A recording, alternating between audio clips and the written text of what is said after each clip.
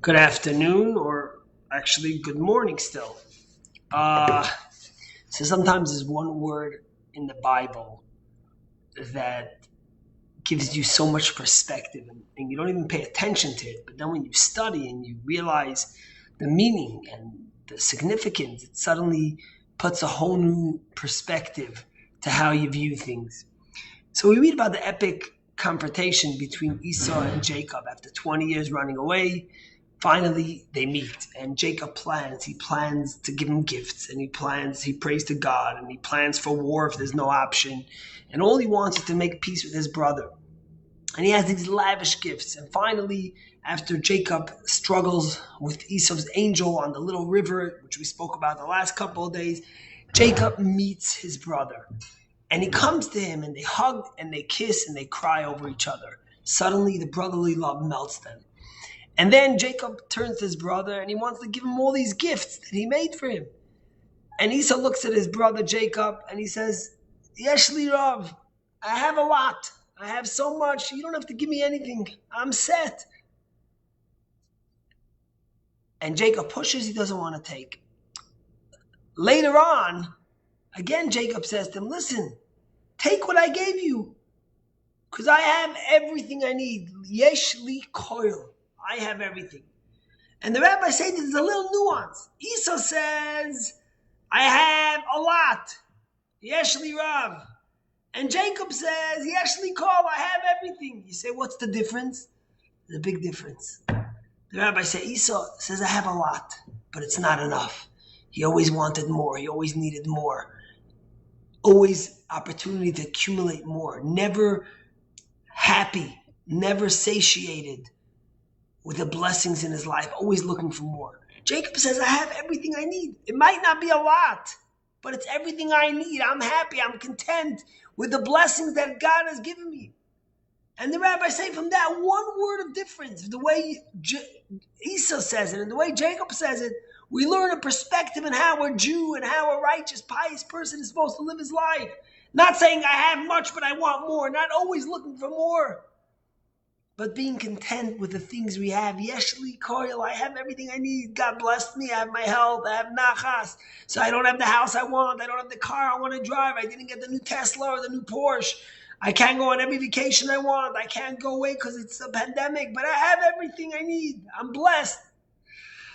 And Ayom Yom, the Frierdiker Rebbe says something so powerful. The Rebbe quotes his previous father, and he says like this: when it comes to materialism, we have to look at the guy, at the person who has less than us, and say, look, thank God for what I have. I have a house. I pay my bills. Look at this guy. He has less. He can't pay his bills. He's struggling, or she's struggling. She doesn't have a job. Always look at the person who has less materialism than you and say, thank you for what I have, Baruch Hashem. But when it comes to spirituality, when it comes to ideas, when it comes to the impact we have on others, always look at the guy above you and say, look what she's done. Look how spiritual she is. Look how connected she is. Look how much people he has impacted, and strive to be like them. So it's a key rule when it comes to materialism. We say like Abraham, we say like Jacob, Yeshli Koil, I have everything, thank God. Look at the person that has less than me. I should count my blessings. But when it comes to spirituality, to holiness, to godliness, to impact we have on others, look at the person that's done more than you and strive to be like them. And if we keep that lesson in our life, we'll be very happy because we'll be content materially. We'll thank God for what we have. And when you strive to be like someone else spiritually, it doesn't make you less happy. It only lets you be more motivated to accomplish. I think I've told you the famous story with I think it was a Yiztchok Berditchev who lived a very poor life, the famous Chassidic Rebbe who lived a couple hundred years ago. And he lived a very poor life. He didn't have much. And one time this wealthy man came to visit him and he looked at his house and there was a little chair that was broken and the table was shaking. They barely had light. It was so impoverished. It was so little. And he looked emaciated. He says, Rebbe, tell me, where's your furniture? Where's a nice bed? Where's a nice lamp? Where are all your nice possessions that you might have? And the Rebbe looks at him and says, what about you? Where are yours? Look at you. You just came with a suitcase. And the guy laughs and says, Rebbe, are you silly? I'm traveling. This is not my house. If you come to my house where I live, You should see the chandelier in my dining room. You should see the couches in my living room. You should see the kitchen we have and the bed I sleep on. It's beautiful, but now I'm traveling. And when you travel, you don't schlep everything with you. You suffice with what you get on the way. And I believe Yiztchok Berditchev looked at him with a twinkle in his eyes and he says, same with me. In my house, you should see what I have. But here I'm traveling. And he says, what do you mean? You don't live here? He says, ethics of our fathers tells us this world is only a temporary hallway that enters you into the banquet. The real world is the world to come, is the world of spirituality, the world of holiness. Olam haba, the Garden of Eden. Over there, you should see what kind of things I have. But here, I'm just passing by. I don't need much. I just need to accomplish what Hashem has given me and tasked me with, I think it's such a beautiful perspective. And those two words, isn't that powerful? Yesh li kol, Jacob says I have everything, and Esau says I have a lot. Being content with what you have, right? Like I said yesterday, Black Friday, always looking for more. Cyber Monday, be content with what you have.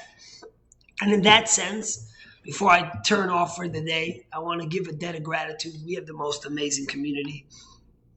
We're blessed with so much generosity, so much kindness. Even in the height of a pandemic and so much challenges, the generosity of our community towards Chabad and towards others in the community, whenever we've sought help for someone who was hurting, or if it was Thanksgiving meals, or if it was for Taste of Shabbat, the community always rose to the occasion. And yesterday we did our fundraiser the last 2 days, and so many of you have opened your generous hearts. And I just want to bless you that Hashem should open his generosity to you, and you should have bonus rounds. You should be able to have everything you want and everything you need in abundance.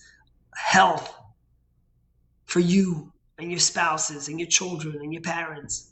Nachas, an abundance of true Yiddish nachas, Jewish nachas, which means the real nachas, not for trivial things. And you should have joy and happiness for all of you. And I thank you again from the bottom of my heart. Remember, I have everything, not I have a lot. Yeshli Koila, not Yeshli Rav. This world is only a hallway into the world to come. God bless you. Have a great day.